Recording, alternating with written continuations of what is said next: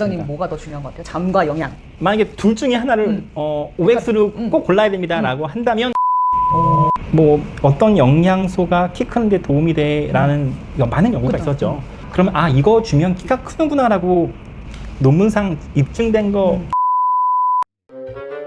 안녕하세요. 자주살롱 자주맘입니다. 오늘은 특별한 손님을 모셨어요. 바로 제 아이들을 키를 정말 키워주신 그 원장님이신데 최용헌 원장님이십니다. 네. 안녕하세요. 연세세범의원 원장 최용현입니다. 네, 반갑습니다, 원장님. 이렇게 초대해 주셔서 너무 감사합니다. 아닙니다. 네, 제가 제 남편과 저희 아이들 그 키 성장에 대해서 블로그에다가 한 2년 전인가? 3년 전부터 썼는데 그 글이 계속 뭐라 그러지? 이렇게 파헤쳐진다고 해야 되나? 키 성장 이야기만 되면 그게 막 키워드로 되게 최상단에 있나 봐요. 그래가지고 주변에서도 관련해서 많이 물어보고 제 인스타나 뭐 제가 이제 운영하고 있는 톡방에서도 아이들 키 이야기만 하면 너무 많이 물어보는 거예요. 이 병원이 어디냐, 그리고 뭐 정말 컸냐. 왜냐면 그때는 제가 치료를 하고 있다고 이렇게 썼는데 이제 결과적으로 몇 센치까지 컸는지를 궁금해 하셔가지고 그래서 제가 최근에도 우리 아들이 지금 고2인데 185까지 컸다고 하니까 막 난리가 났어요. 그 병원이 어디냐. 그래서 제가 자주만 보석함처럼 원장님을 모셔가지고 키와 관련된 궁금하신 거 남겨주시면 제가 다 물어봐 드리겠다고 했더니 질문이 지금 엄청 많이 거의 뭐 감사합니다. 진료실처럼 왔어요. 자기 딸 뭐 아들 모든 막 키 정보 뭐 이렇게 해가지고 왔는데 오늘 하나씩 한번 여쭤보도록 하겠습니다. 자주살롱 하면 이제 좀 발단 전개 이렇게 빌드업이 있는데 제가 오늘 이거 봤을 때 거의 뭐 취조 수준의 질문밖에 없어요.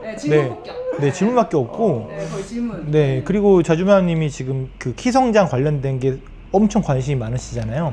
사실은 저는 저희 애들이 작은 편이 아니라 저는 사실 별로 걱정이 없었는데 걱정 많으신 분들이 너무 많은 거예요. 네. 큰 사람은 몰라요. 이렇게 180 넘는 아빠들은 몰라.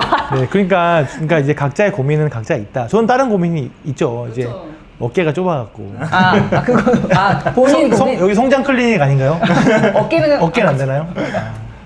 운동하세요? 네, 알겠습니다. 저는 이제 제가 누누이 말했지만 저희 남편이 키가 워낙 작기 때문에 158이어서 어릴 때부터 아이들 키에 정말 관심이 많았어요. 그래서 아이들 정말 일찍부터 재우고 먹이는 거 너무 많이 신경 쓰고 그랬는데 저랑 비슷한 부모님들 되게 많을 거예요. 엄마가 작든 아빠가 작든. 그래서 이제 키와 관련된 그런 궁금증을 한번 오늘 다 파헤쳐 보도록 하겠습니다. 근데 일반적으로 우리가 제일 궁금한 거는 아이들 키가 몇 센치까지 클까? 이걸 어떻게 예측할 수 있어요? 사실 성장 클리닉에 방문하는 부모님들의 1번 질문 우리 아이 예상 키 몇 센치인가요? 이거거든요. 두 가지 방법이 있어요.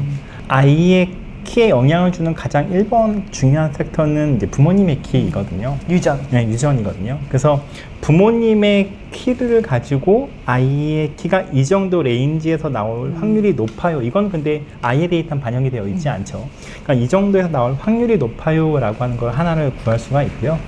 그리고 또 하나는 이제 아이가 커가는 패턴. 연구하는 방법은 뭐냐면 이런 특징을 보인 아이는 나중에 이 정도의 키가 됐어 라는 걸 연구하는 거죠. 근데 이 경우에 가장 중요한 건 아이의 뼈의 나이, 골 연령이라고 하는 부분이었던 거예요. 그래서 골 연령이 또래보다 조금 어렸던 아이들은 이제 조금 더 크는 경향이 있고, 왜냐하면 앞으로 클 수 있는 시간이 많기 때문인 거죠. 그리고 골 연령이 조금 빨랐던 아이, 가장 대표적인 게 이제 성조숙중 아이들이 이런 특징을 보이거든요.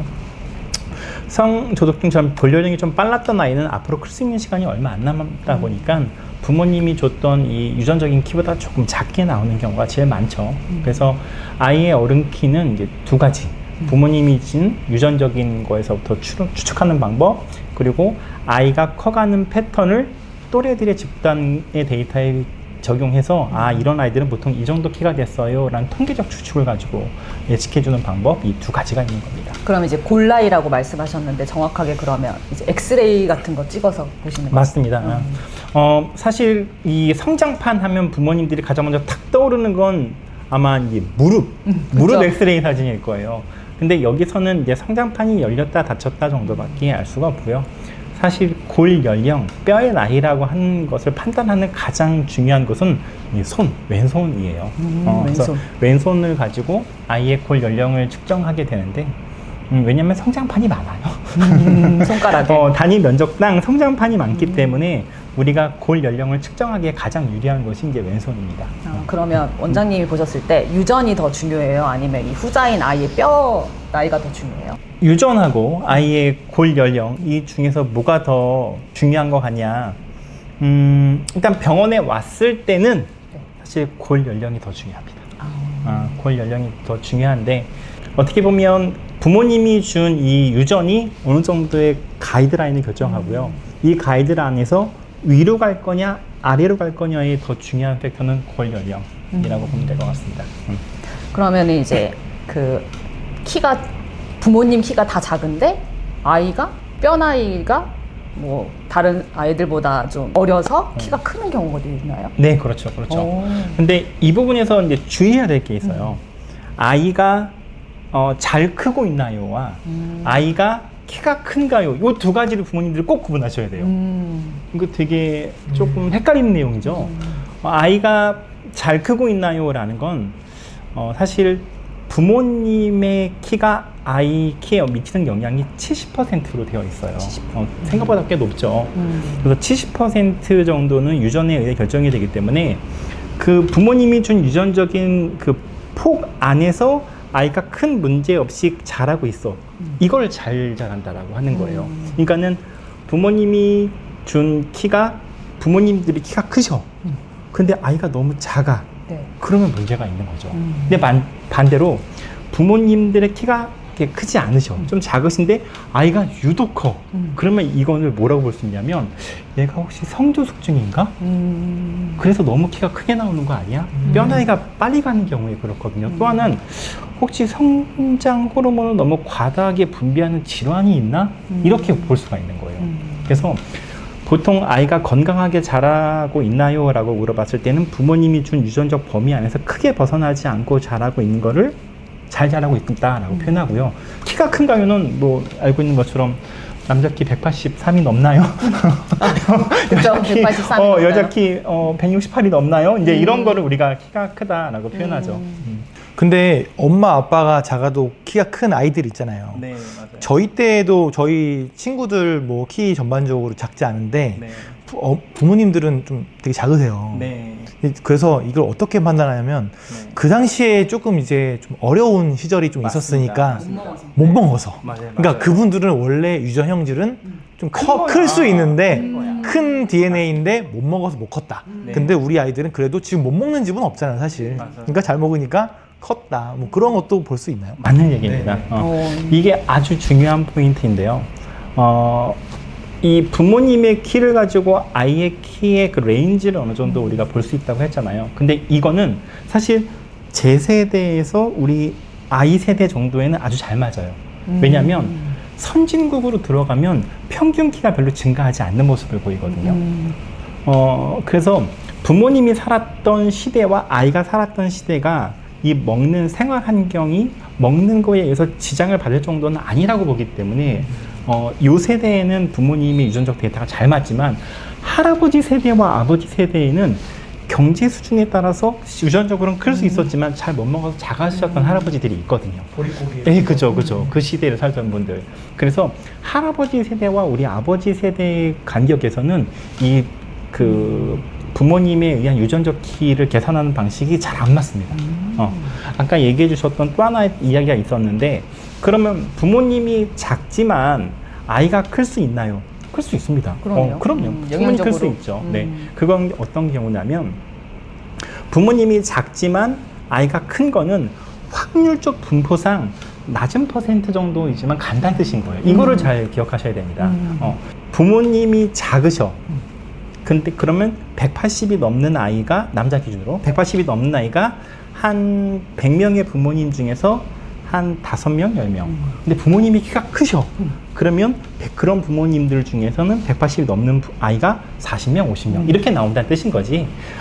아예 없고. 아예 없다 이렇게 볼 수는 없는 겁니다. 그러니까 저도 처음에 검사 받을 때 저희 아들이 저희 남편과 제 키를 넣으니까 168이 나와야 되는 키인 거예요. 네. 근데 뼈 나이를 했더니 177이 나오더라고요. 맞아요. 네, 그러면서 네. 제가 맞아요, 그래서 맞아요. 그럼 우리 아들은 그래도 예상보다는 키가 크네요 했더니 원장님이 이 말씀 해주셨어요. 이제 표준 분포상 이제 아드님이 상위 뭐 몇 퍼센트 네, 3% 안에. 정도 되는 것 네, 같다. 네, 왜냐면 네. 어떻게 보면 아빠의 유전보다 엄마의 유전에 몰빵된 굉장히 긍정적인 반대로 될 수 있지만 그래서 네. 어떻게 보면 저희 아들은 되게 럭키한 표준 분포에 이제 럭키비키요. 네네네 럭키한 케이스.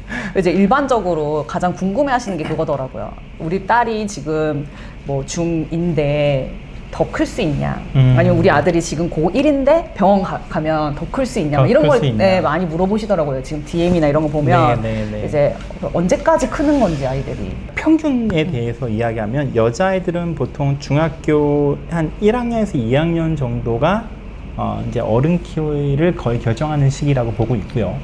남자 아이 같은 경우는 고등학교 2학년 언저리가 어른 키를 결정하는 시기다라고 보고 있습니다. 그러면 아까 이야기해 주셨던 것처럼 그러면 이 시기에 온 아이들은 다 안 크나요? 이제 그 얘기가 아니죠. 그 시기에 도달한 아이가 100명이 있다면 80명에서 90명의 아이들은 안 큰다는 얘기인 거예요. 한 10명에서 20명의 아이들은 그 시기가 돼도 큽니다. 클 수 있어요. 그래서 우리 아이가 그러면 80, 90명에 해당하냐 아니면 10명, 20명에 해당하냐 근데 요거를 알 수 있는 게 엑스레이 검사입니다. 그럼 검사를 받아봐야 네. 알겠네요. 엑스레이를 시행해서 아직 성장판이 열려 있는지 그리고 또 하나 중요한 데이터가 있는데요. 이 아이가 작년 한 해 동안 몇 센치가 컸나요? 이게 아주 중요한 데이터입니다. 작년부터 올해까지 고등학교 3학년이에요. 고등학교 3학년 남자인데 작년부터 올해까지 5cm 컸대. 그럼 무슨 뜻이죠? 계속 성장하고. 아, 그래. 아직 성장판이 열렸구나, 얘가. 그죠? 성장판이 열렸으니까 5cm나 컸겠죠. 그래서 이 마지막 우리 아이가 치료를 받으면 더 클 수 있을까요? 라고 판단 내릴 때 아이의 나이도 중요하지만 또 하나 중요한 게 엑스레이 소견. 그리고 또 하나가 작년부터 올해까지 몇 센치가 컸나요? 이 두 데이터가 아주 중요한 결정 요인입니다. 이제 일반적으로 우리가 그냥 썰이라고 하잖아요. 그럼 이제 여자 아이들은 이제 생리를 시작하면 키가 이제 멈춘 거다. 멈춘 거다. 네. 이게 맞아요? 생리를 했으면 키 성장의 마무리 단계로 들어갔다가 맞는 표현이고요. 우리나라의 평균 데이터를 보면 생리했을 때 기점으로 대략 6cm 언저리가 크고 성인 키가 결정되는 것으로 되어 있습니다. 그럼 이렇게 부모님이 보시면 돼요. 만약에 우리 딸이 생리를 했대요. 그러면 빨리 가서 키 재봐. 그때부터 6cm 키를 딱 크면? 재고 거기다 플러스 6cm 언저리쯤이 우리 아이의 최종 성인 키 근처겠구나 이렇게 판단 내리면 됩니다. 남자아이들은 이제 어깨가 벌어졌다라고 표현하는데 네. 어깨가 벌어지면 키가 다 컸다 이게 맞나요? 어깨가 벌어지면 키가 다 큰 거냐? 어깨가 벌어지는 게 키 성장 단계에서 후반에 나타나는 현상인 것은 맞습니다. 네, 그래서 그걸 가지고 키가 다 컸다라고 판단 내린다기보다는 이제 마무리 단계로 들어가는구나 이렇게 판단 내리면 될 것 같습니다. 왜냐면 저희가 이제 아이를 축구를 시켰는데 고등학교 축구 감독님들이 아이를 거의 소처럼 판단해요. 얘가 몇 센치까지 클까에 대한 그런 게 이제 어깨가 벌어졌느냐를 네. 보시더라고요. 네. 그래서 어깨가 벌어지면 키가 다 큰 건가? 이러면서 이제 엄마들끼리 이제 뛰면 보이잖아요. 이제 아이들 걸어가는 등이 그럼 이제 어깨가 벌어지는 아이고 쟤는 다 컸나 보다 이런 얘기 들을 때마다 약간 우리 아들이 그때는 어깨가 안 벌어져 있어가지고 근데 지금 저희 아들이 185인데 진짜 올해 딱 어깨가 딱 벌어졌어요. 수영한 사람처럼 네. 어깨가 직각 어깨 딱 되더라고요. 네, 그거 맞습니다. 보니까. 그게 이제 성장판이 닫히는 순서 때문에 좀 그런데요. 보통은 아래쪽 하체의 성장판이 먼저 닫히고 상체 쪽의 성장판이 늦게 닫히는 걸로 되어 있습니다.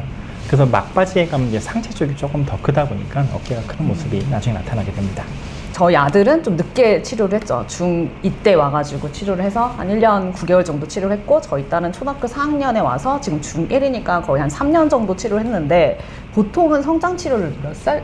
주변에 보면 되게 애긴데도 하고 그러더라고요. 몇 맞아요, 살에 맞아요. 하는 게 가장 효과적인 거예요? 성장 치료를 몇 살에 하는 게 가장 유리하냐?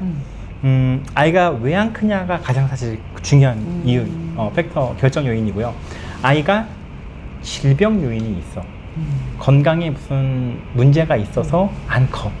이러면 빨리 시작해 주는 게 좋습니다. 가장 대표적인 게 성장 호르몬 결핍증 같은 것들이죠. 네네. 그리고 아이가 유전적인 문제가 있어서 잘 크지 못하는 아이들은 진단하면 바로 치료를 고려해야 됩니다.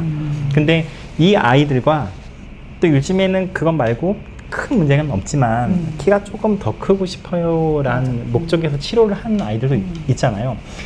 개인적인 의견입니다. 이건 공식 오피셜한 의견은 아닌데 개인적인 의견은 너무 일찍 시작하는 것보다는 아이가 최대의 성장폭을 만들어낼 수 있는 적절한 시기. 저희는 제가 이제 치료 골든타임이라고 얘기하는데요. 그 시기에 시작하는 게 개인적 경험에선 더 좋은 결과를 냈고요.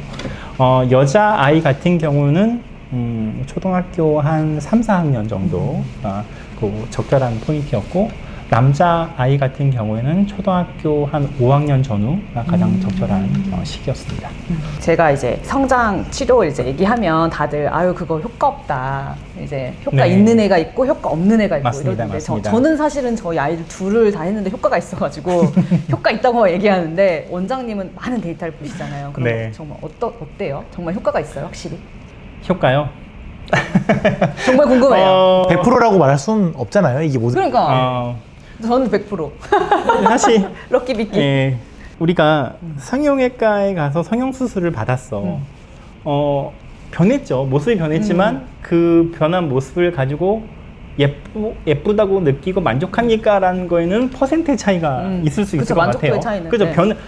코는 변했을 것 같아요. 표는 변했지만 그 성형한 코가 예쁩니까? 라는 거는 또 다른 데이터가 나올 것 같아요.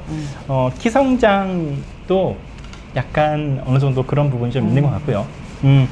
치료하지 않은 것보다는 큽니까? 큽니다.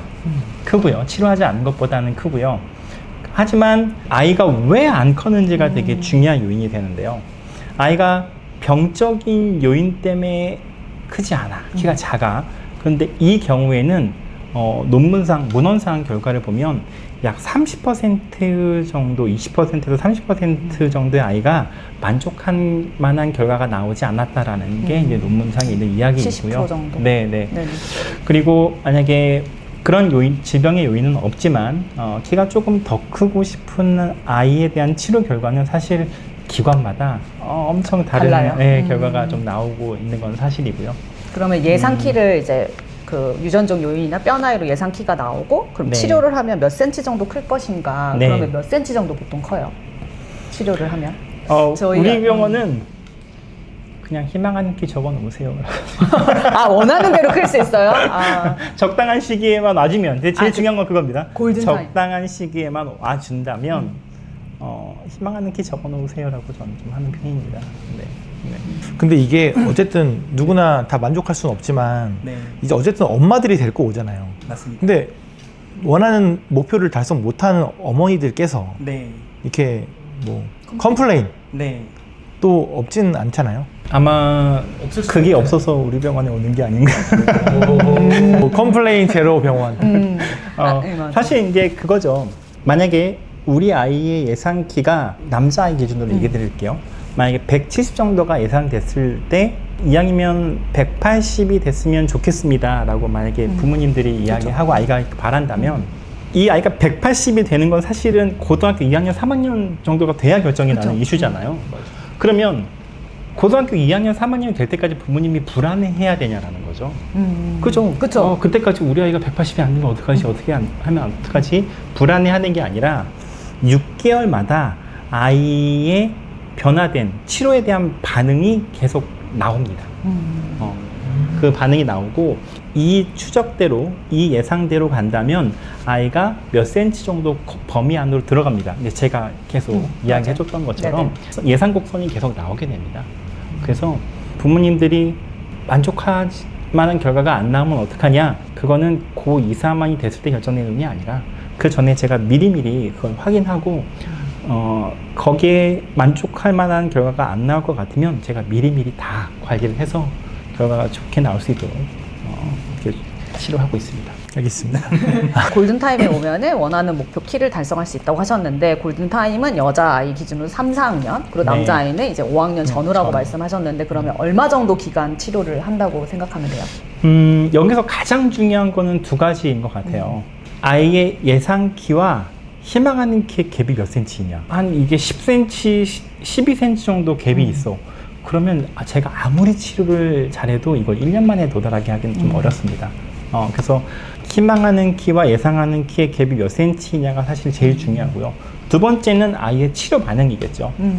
똑같은 관리를 해도 어떤 아이는 막 1년에 예상 키가 막 3cm, 5cm씩 올라가는 아이도 있고, 어떤 아이는 예상 키가 1년에 3cm, 2, 3cm밖에 안 올라가는 아이들도 있습니다. 그래서 이 두 가지가 사실 가장 중요한 요인으로 작동하게 됩니다. 다시 정리하면 희망하는 키와 예상 키와의 갭, 그리고 치료에 대한 아이의 치료 반응이 보는데 2년에서 3년 정도를 치료해주면 거의 부모님이 만족하실 만한 그 희망하는 키의 언저리로 좀 목표 도달하는 것 같습니다.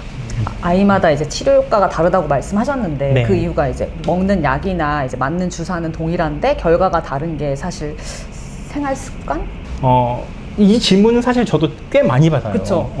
어떻게 똑같은 주사를 쓰시는데 어떻게 더 다른 결과를 만드십니까? 성형외과 선생님 들려있는 메스는 다 똑같죠. 그죠? 하지만 메스가 똑같다고 같은 결과가 나오는 게 아닌 것처럼, 그리고 이 내과 선생님이 갖고 계신 고혈압 약과 저 내과 선생님이 가지고 계신 고혈압 약은 같아요. 근데 다른 결과가 나오잖아요. 똑같습니다, 이것도. 같은 약을 쓴다고 같은 결과가 나오는 건 아니고요. 갖고 있는 그거를 어떻게 관리하느냐가 사실 결과를 만들어내는데 가장 중요하다고 저는 지금 생각하고요. 그리고 아까 이야기한 것처럼 전 단순히 이제 호르몬만 관리하는 게 아니라 아이의 수면 정말 신경 많이 써주고요. 수면, 그리고 영양 관리, 그리고 키가 크는데 필요한 몇 가지 이런 보조 관리들, 그리고 운동, 그리고 자세 관리, 네. 그리고 뼈 나이 진행에 대한 관리, 이런 종합적 관리를 다 해서 좋은 결과를 내려고 하고 있습니다. 그러면 이제 이런 질문도 해주시는 분이 있었어요. 그러니까 아이한테 뭐 치료도 하고 있는데 효과가 별로 없는 게, 이제 아이가 잠을 더 중요한지 아니면 영양이 중요한지, 아침밥을 먹이고 보내야 되는지, 잠을 더 재우고 그냥 아침밥은 건너뛰어도 되는 건지, 뭐 네. 이런 걸 질문하시더라고요. 네, 맞습니다. 원장님 맞습니다. 뭐가 더 중요한 것 같아요? 잠과 영양. 만약에 둘 중에 하나를 OX로 꼭 골라야 됩니다 라고 한다면 잠. 네, 하나를 골라야 된다면 잠입니다. 잠은 어떻게 관리해야 돼요? 이 잠에 대해서 이제 부모님들이 물어보셨을 때 제일 많이 물어보시는 게 몇 시에 자서 몇 시에 나야 돼요? 몇 시간 자야 어차피 돼요? 지키지도 않으실 거잖아요. 내가 얘기한다고. 저 지켰는데 지키지도 않으실 거잖아요. 10시에 무조건 내가 자라고 10시에 자라고 한다고 재울 거냐고요. 애가 잘 거냐고요. 안 잔단 말이에요. 그러면 뭐가 중요하냐면 수면의 퀄리티. 얼마나 깊게 자느냐가 사실 더 중요합니다. 그래서 이 부분에 저는 항상 더 신경 쓰고 있고요. 꼭 주의해야 될 게 뭐냐면, 아이가 비염이 있어서 코가 막혀, 방이 너무 덥거나 습해서 자꾸 화장실에 가고 깨, 아이가 고양이 강아지가 왔다 갔다 하면서 아이를 자꾸 방해해. 자, 이런 환경은 절대 만들어주면 안 됩니다. 그래서 아이가 깊은 잠을 잘 수 있는 최상의 환경을 만들어줘야 됩니다. 그래서 이게 제일 중요합니다. 그래서 부모님이 준 유전적 키보다 못 크는 아이들을 보면 아주 많은 경우가 비염 때문에 코가 막혀서 잠 설치는 아이들입니다. 이 오늘 영상을 보신 부모님들이 이 영상 끝날 때쯤 머리에 딱 한 개만 남기신다면, 저는 아이의 잠을 잘 관리해 주십시오. 그리고 몇 시에 자면 좋습니까? 라고 물어보지 마시고요. 잠의 퀄리티. 깊게 자게. 그럼 몇 시에 도와주십시오. 늦게 자도 늦게 네. 아침 늦게 일어나서 물론 그렇다고 막 2시에 자도 되니까 그건 아니고요. 제가 임상적 경험에 의하면 꼭 10시, 9시는 아니고요. 11시 정도쯤에 자면 그래도 클 만큼은 다 큰다. 근데 이게 12시 넘어가면 좀 방해가 있는 것 같다 라고 느껴집니다. 잘 알고 계신 것처럼 성장 호르몬이 키가 키우죠. 성장 호르몬이 키를 키우는 건데, 성장 호르몬이 언제 분비되냐? 깊게 잘 때입니다. 그리고 수면 시간을 만약에 6시간으로 본다면 초기 2시간, 전체 수면의 앞에 3분의 1 영역에서 대부분 이 성장 호르몬이 분비가 되는 것으로 되어 있거든요. 그래서 초기 수면을 깊게 관리해라. 그리고 아이가 이 부분에 문제가 있다고 느껴진다면 영양제 관리를 좀 해주고 있고요. 그리고 아이가 8시까지 잤으면 좋겠는데 아이가 7시에 일어납니다. 너무 걱정하지 마세요. 아까 얘기했던 것처럼 성장 호르몬 주로 수면 초기 앞에 분비가 됩니다.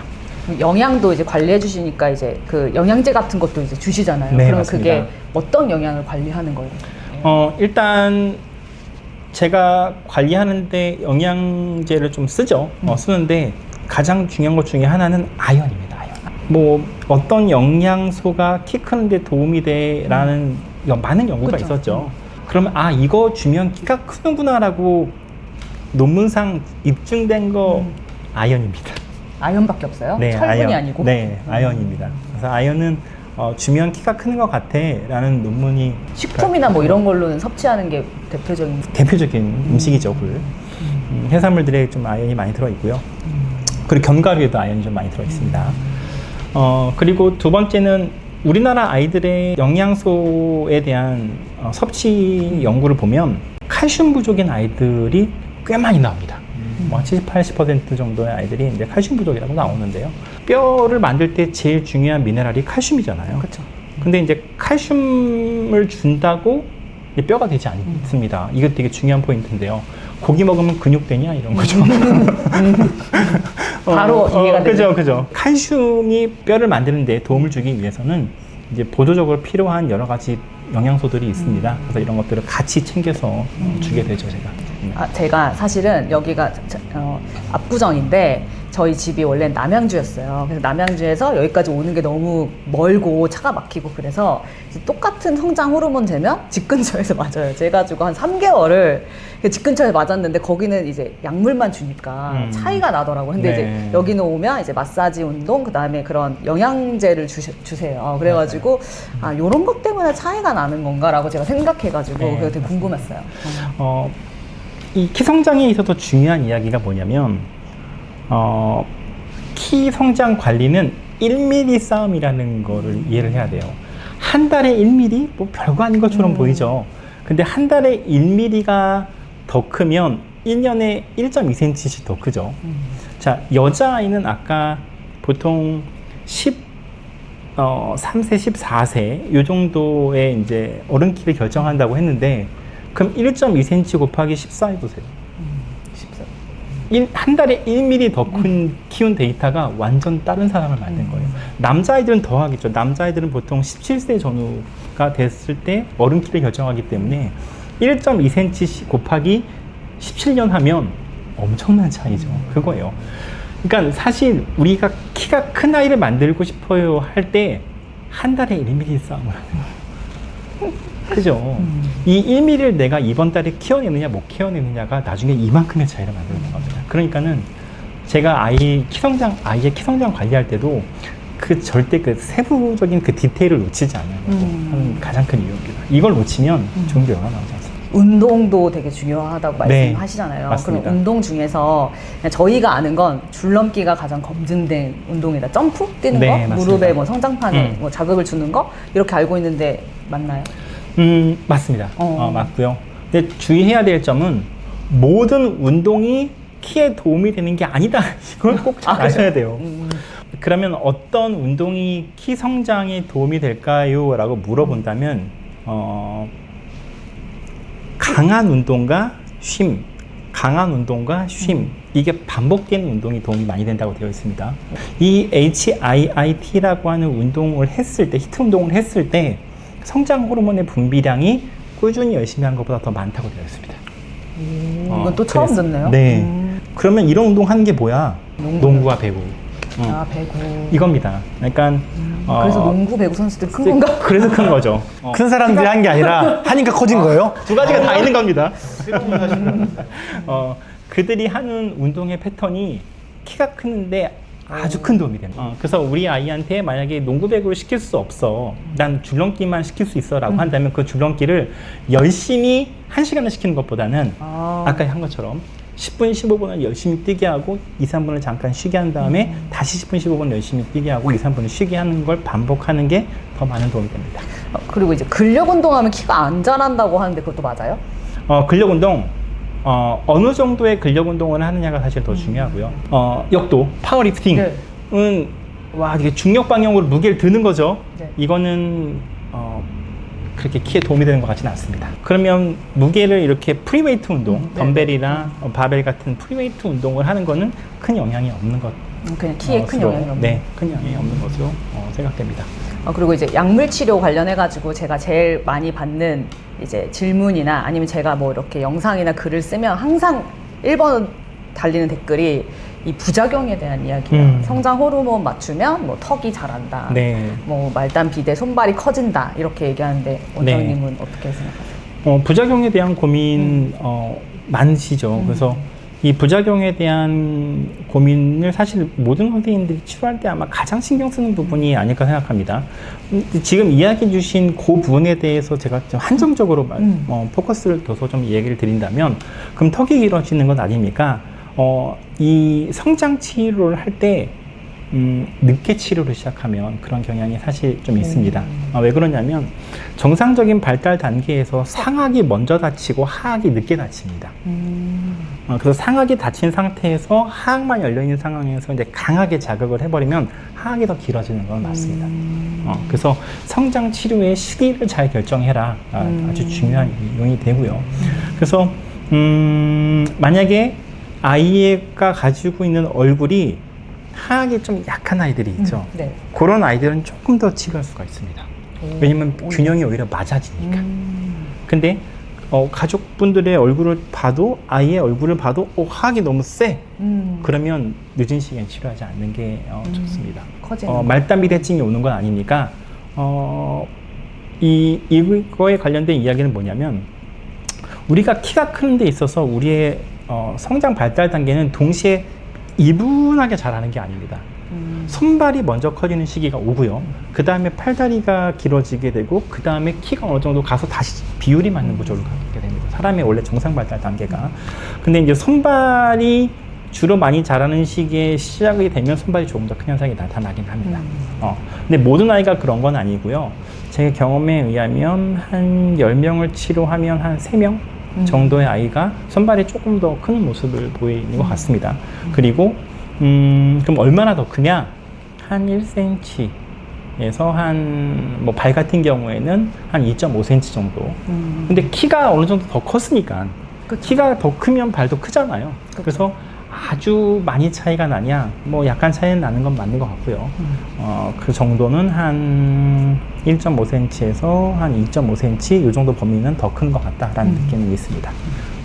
그리고 이제 가장 많이 고민하시는 게, 치료를 고민하시는 이유가 이제 비용인 것 같아요. 비용. 저한테 막 얼마 드느냐 맞습니다. 이렇게 물어보는데, 이제 저는 개인적으로 저희 남편한테 이제 처음 치료 받을 때 얘기했어요. 1cm 크는데 1,000만 원 드는데 할 거냐. 이제 아이들이 177 예상 키인데 183까지 클 수 있다더라. 이제 치료할 거냐니까 저희 남편이 나도 맞아도 되니? 라고 이제 사실 이 비용 얘기가 가장 약간 민감한 것 같아요. 왜냐면 맞아요. 이제 상대적이잖아요. 비싸다, 뭐 적당하다라는 게. 근데 이제 절대값이 사실 싸진 않죠. 네, 싸진 않아요. 근데 이제 이게 가치 있냐라고 물어보면, 이제 저희 남편처럼 키가 작으신 분들은 뭐 1억을 내도 2억을 내도 클 수 있다면. 왜냐면 제가 죽을 때까지 가는 건데. 그 영상 죽을 때까지 보니까 사용하는 건데. 이제 성인분들이 이제 키 성장 수술하시는 거 보니까 1cm 키우는데 거의 그죠, 맞습니다. 몇 엄청 천만 원이 비용. 들더라고요. 네. 그래서 고통스럽대요.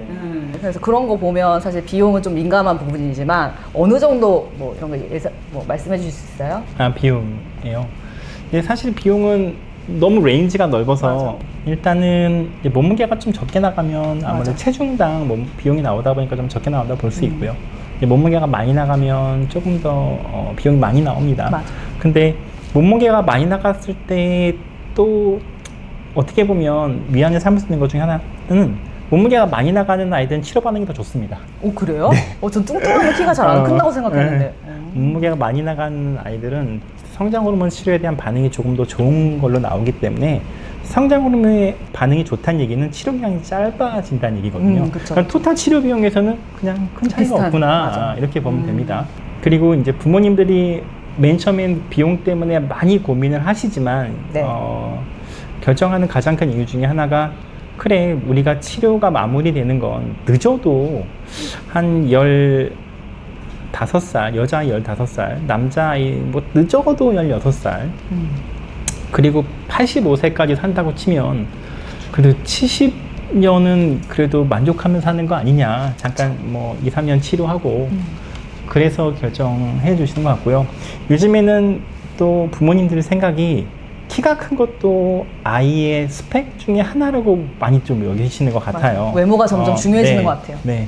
우리 아이에게 키라는 것도 좀 같이 관리해줬으면 좋겠다는 관점에서 좀 해주시는 것 같습니다. 네, 저는 이제 돈 걱정보다 뭐 이런 부작용 걱정보다는 일단 검사를 받아보시는 걸 가장 추천드려요. 부모님들이 정말 많이 고민하는 것 중에 하나가 최근에는 성조숙증인 것 같아요. 여자애들이 특히 좀 네, 걱정이에요. 여자이면 특히 성조숙증 고민을 많이 하시는 것 같은데요. 일단 성조숙증의 진단이라는 건 8세 전에 사춘기의 징후가 있어야 돼요. 8세 전에요? 8세 전에. 만 8세? 만 8세 전에. 그러니까는 우리 아이가 9세야 10세야 우리 아이 성조숙증인가요? 나이가 지났는데요. 조숙을 이야기할 나이가 지났다. 네. 그래서 그러니까 8세 이전에 사춘기의 징후가 나타나는 걸 성조숙증이라고 하니까 우리 아이가 8세, 9세면 그 이야기에 해당하지 않는 거예요. 이거 되게 중요한 이야기입니다. 대신 뭘 걱정할 수 있냐? 우리 아이의 사춘기 진행이 빠른가요?로 고민하시는 거예요. 그쵸. 그래서 그 아이를 데리고 병원에 데려가서 성조숙증인가요? 라고 물어보는 선생님은 아니에요. 이렇게 대답하는 이유입니다. 근데 부모님이 걱정하는 것 중에 하나 이거죠. 이렇게 아이가 사춘기의 진행이 빠르면 나중에 키가 안 크는 거 아닌가요?가 그쵸. 사실은 궁금하신 거죠. 그쵸. 그러니까 의사들은 이걸 구분해 줘야 돼요. 그러면 이때 제일 중요한 거는 역시 뼈의 나이입니다. 뼈의 나이가 아이가 이대로 커갔을 때 어느 정도 크겠다라고 하는 추측을 할 수 있는 가장 중요한 인자가 되고요. 우리 아이가 사춘기가 좀 빨리 나타나는 거, 그러니까 8세를 얘기하는 겁니다. 8세 전에 아이가 가슴 발달, 여자아이한테 가장 첫 번째로 우리가 빨리 부모님들이 캐치해낼 수 있는 것은 가슴 발달입니다. 가슴 발달이고 만약에 이런 모습이 만약에 보통 우리나라 같은 경우는 5학년 2학기부터 중학교 1학년 사이에 초경을 하는 경우가 사실 제일 많은데요. 그러면 그 다음 고민은 그래 8세까지는 우리 아이의 가슴 발달이 없었어. 근데 그 이후에 아이가 살이 찌면서 사춘기 진행이 너무 빨리 가가지고 야 이거 초등학교 4학년인데 벌써 생리하는 거 아니야? 이걸 고민하시는 거예요 사실은. 이걸 구분을 잘 해줘야 돼요. 맞아요. 만약에 사춘기 진행이 빠르면 약간 어른 키에는 불리한 거 맞고요. 그 가장 위험한 인자가 뭐냐면 급격한 체중 증가입니다.